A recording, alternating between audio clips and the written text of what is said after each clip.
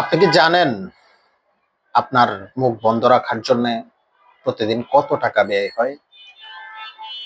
যেটা আপনার জীবন আচরণ, আপনার জীবন যাপনে এই টাকা যদি যোগ হয়, তাহলে আপনার জীবন আরো সহজতর, আরো উন্নত, আরো মানে গতিশীল হয়।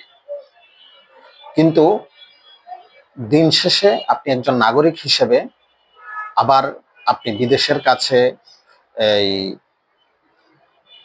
আন্তর্জাতিক যেই দাতা সংস্থাগুলো আছে, আন্তর্জাতিক যেই ঋণদাতা যারা আছেন, আইএমএফ, ওয়ার্ল্ড ব্যাংক থেকে শুরু করে এডিবি থেকে শুরু করে তাদের কাছে আপনি ঋণী থাকছেন।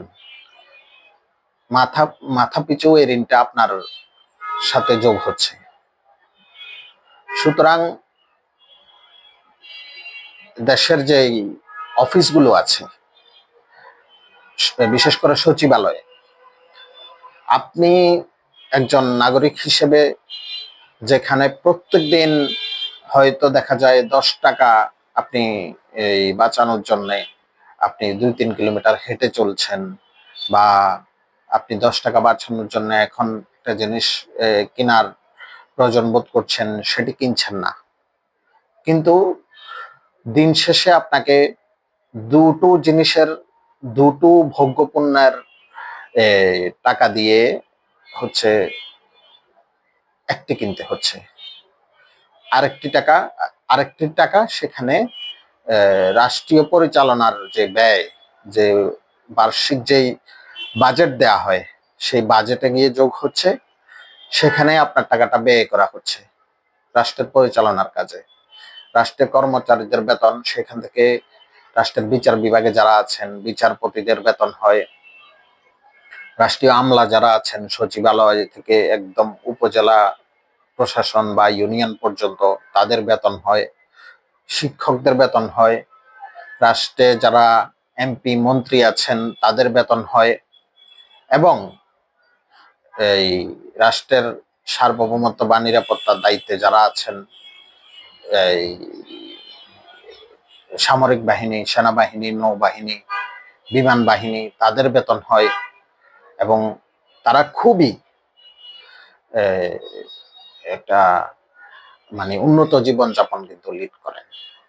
তাদের জন্য আলাদা হসপিটাল আছে, আলাদা আলাদা হচ্ছে স্কুল আছে, আলাদা বিশ্ববিদ্যালয় আছে। সেখানে তারা তাদের সন্তানরা পড়াশোনা করেন। সেখানকার পড়াশোনা শেষ করার পর তারা বিদেশে গিয়ে আবার পড়াশোনা করেন।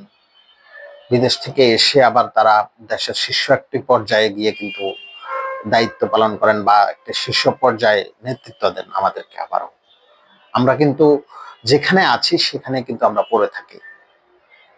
দিন শেষে আবার পরবর্তী বছর আবার একটা বাজেট হয়, আবার সেই বাজেটে অনেকগুলো জিনিসপত্রের দাম বাড়ে। সেখানে আবার আমরা সরকারকে একটা কর দিতে থাকি। আমরা সেই করটা কিন্তু ওই রিটার্নটা আমরা পাই না। একটা হসপিটালে গিয়ে আমরা ভালো কোনো একটা চিকিৎসা পাই না। এই গ্রাম অঞ্চলের, বিশেষ করে ঢাকার বাইরের যে হসপিটালগুলো আছে, সেখানে তো চিকিৎসা ব্যবস্থার যেই মানে অধপতন, সেগুলোর কথা তো আর সবাই তাদের আপনাদের নিজের চোখেই দেখছেন, সেগুলো আর বলার অপেক্ষা রাখে না। আর নেতার ছেলেরা এখানে নেতা হচ্ছে, পরিবারতান্ত্রিক ভাবে রাজনীতি করে। আবার নেতারাই কিন্তু অল্প কিছু অল্প কিছু বিনিময় পেয়ে কিন্তু সন্তুষ্ট থাকছেন। একটা রাজনৈতিক দলের যারা মন্ত্রী থাকেন, তারা কিন্তু মন্ত্রীরা কিন্তু খুব অল্প পেয়ে, একটু মন্ত্রিত্ব পেয়ে, একটু লুটপাটের সুযোগ পেয়ে, একটু এই, উন্নত জীবন পেয়ে, একটু টাকা পয়সা পেয়ে, বা সে কোন জায়গায় ছিল ওই জায়গা থেকে একটু উঠতে পেরে কিন্তু সন্তুষ্ট থাকছেন। কিন্তু দিন শেষে একটা পরিবারতান্ত্রিক রাজনীতি আপনাকে কিন্তু এই নিয়ন্ত্রণ করছে। আপনি কিন্তু সেখানে বাধা। যে একটা আমাদের দেশে আপনি কিন্তু সবার বিরুদ্ধে বলতে পারেন, মানে নির্দিষ্ট কয়েকজন ব্যক্তি ছাড়া। এই ধরনের নিষেধাজ্ঞাটা কিন্তু অদৃশ্যভাবে আমাদের মধ্যে থেকে গেছে। দিন শেষে আমাদের টাকাই তাদেরকে পরিচালিত করে, আমাদের টাকাই তাদের জীবনকে উন্নত করে, আমাদের টাকাই তাদের রাজনীতিকে গতিশীল করে। তো সেই কারণে আমাদের সচেতনতা, আমাদের বুদ্ধিমত্তাই রাষ্ট্র পরিচালনার একটা বড় পুঁজি, কিন্তু সেটি আমরা ভুলে গেলে চলবে না। আর দ্বিতীয়ত হচ্ছে, রাষ্ট্রীয় যে বাজেট হয়, বরাদ্দ হয়, যে প্রকল্পগুলো নেওয়া হয়, সেখানে কিন্তু সবকিছু থাকে, শুধু জনগণের কাছে জবাবদিহিতার কোনো হিসেব বা চার্ট থাকে না।